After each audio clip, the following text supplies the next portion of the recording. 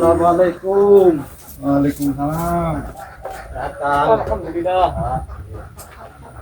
Lagi pancing. Pancing niki, pancing. Ikan apa boleh mas? Ikan lele, terus ikan nila, mujair. Ini pembibitan apa anu? Ini dari nol pembibitan. Pembibitan dari Ini. nol. Iya. Oh, iya.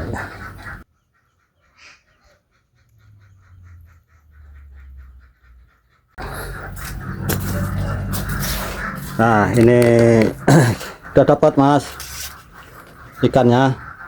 Wis, oleh lagi dipilih sortir. Sortir ya. Ya, Mantap. siap Panen. dikonsumsi, mulai ditaruh di kolam sebelah utara. Mas, ini mas duduk dulu sebentar. Saya mau tanya-tanya ini. Ya. Yang pertama mohon maaf mengganggu waktunya. Ini kolamnya berapa jumlahnya ikannya mas, kira-kira? Kalau mujair kemarin beli beli benih di perikanan 4.000. 4.000. Ya, 4.000 lah, terus nipil ada yang mau apa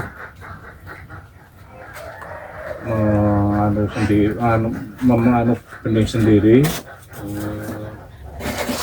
Lumayan modal sekitar 6.000-an ya ada. Ribuan.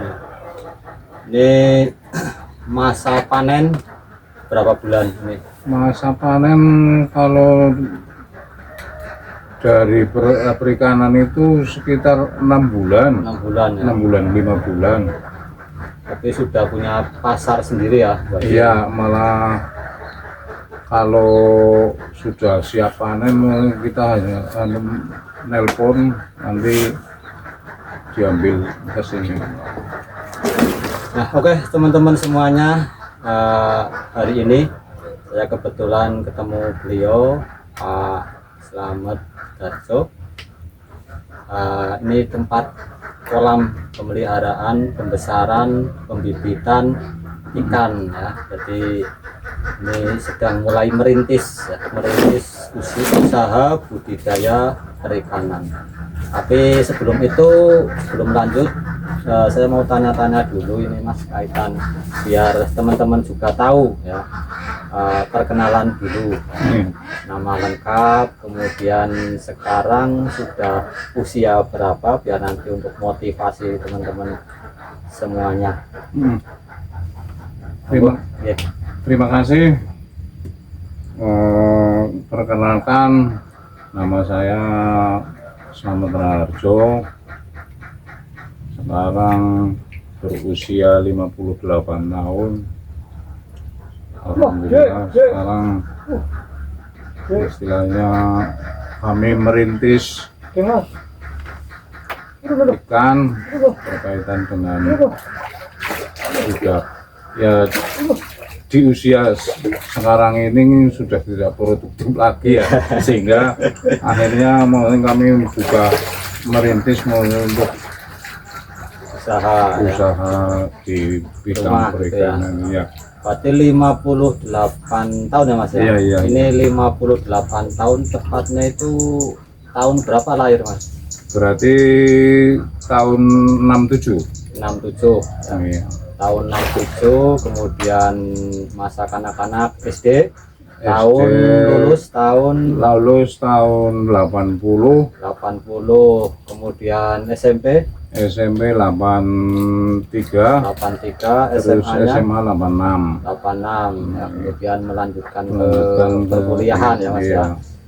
Oke teman-teman, itu tadi perkenalan dari Pak Slamet Darjo ya. Ini kemudian mau saya tanyakan lagi mas, kaitan ini lahir tahun 19 berapa tadi? 67 ya. 1967 ini kan berarti pernah mengalami pengalaman saat kecil. Ini mungkin saat itu kepala desanya siapa Pak Selamat? Berarti pas kebetulan masih baru Pak Carbin. Oh, baru Iya, beliau Pak Carbin, almarhum iya, Pak Carbin ya, iya, baru iya, menjabat ya. iya. Tapi sebelum itu kenal enggak Mas untuk kepala desa sebelum almarhum Pak Carbin? Pak Ya? Daryono. Pak Daryono. Iya. Pernah melihat? Enggak Pernah melihat. Cuman tahu seperti itu Tahu. ya. Tahu. Nah, perjalanan dari tentu dari masa kanak-kanak ini ada beberapa cerita mungkin ya yang perlu mungkin Pak Slamet sampaikan untuk saya sebagai generasi sekarang ya, dan teman-teman semuanya. Ini tentu tidak jauh dari tempat tinggal kita di desa ya. Nah, ini kan di desa tentu ada yang mendirikan dulunya ya. Mungkin sedikit cerita nih Pak Slamet, apakah nanti itu dari informasi yang didapat dari bapak, almarhum, kakek, mbah, buyut, atau mungkin dari pengalaman Pak Slamet sendiri, coba seperti apa untuk desa ini Pak Slamet? Ya, yang jelas informasi itu kami dapat, ya kami dapat itu dari masyarakat terkait dengan pendiri desa Tanahbaya. Yang jelas maksudnya bahwa menurut informasi masyarakat, ya terutama yang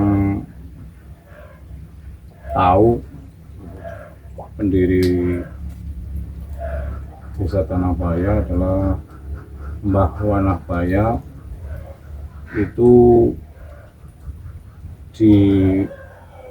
Itu merupakan petilas atau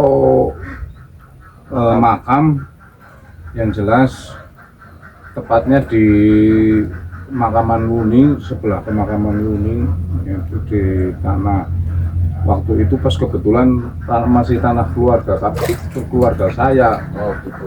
Iya, sekarang sudah milik orang lain, sudah dijual kok sekarang.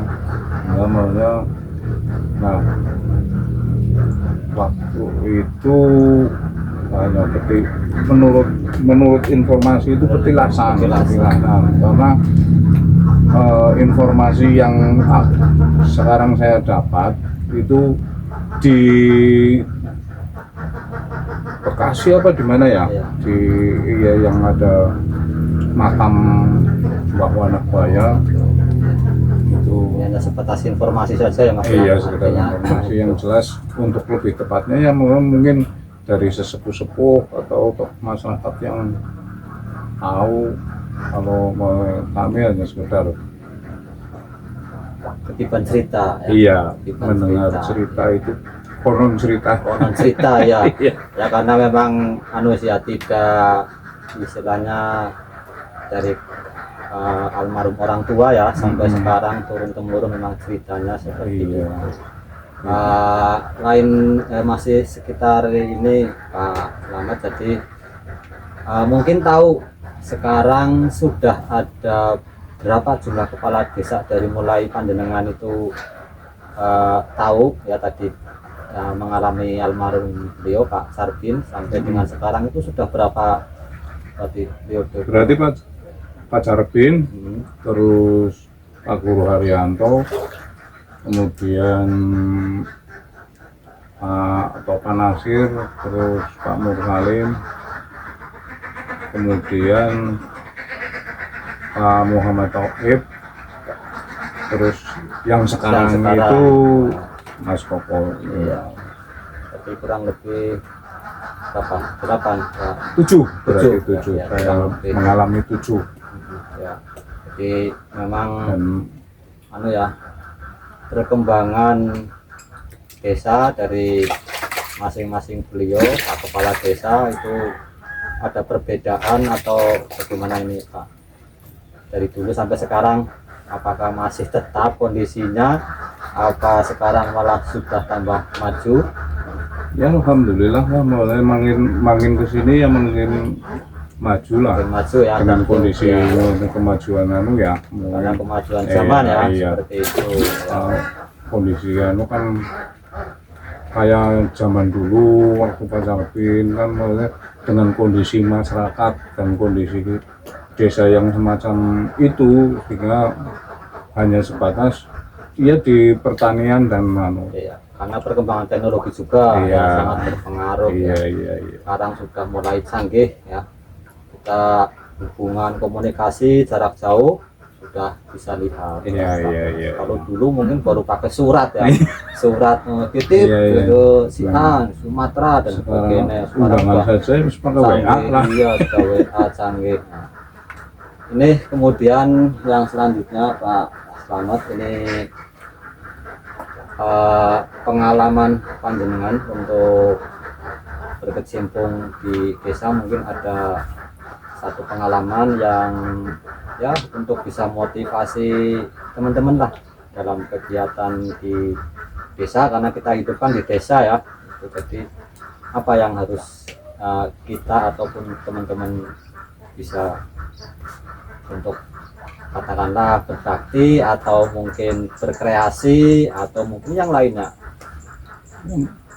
Menurut kami, menurut saya ya itulah, bagi kaula muda yang punya kemampuan di bidang masing-masing, misalnya kayak informasi dan komunikasi, ya dikembangkan untuk ikut menunjang kemajuan desa.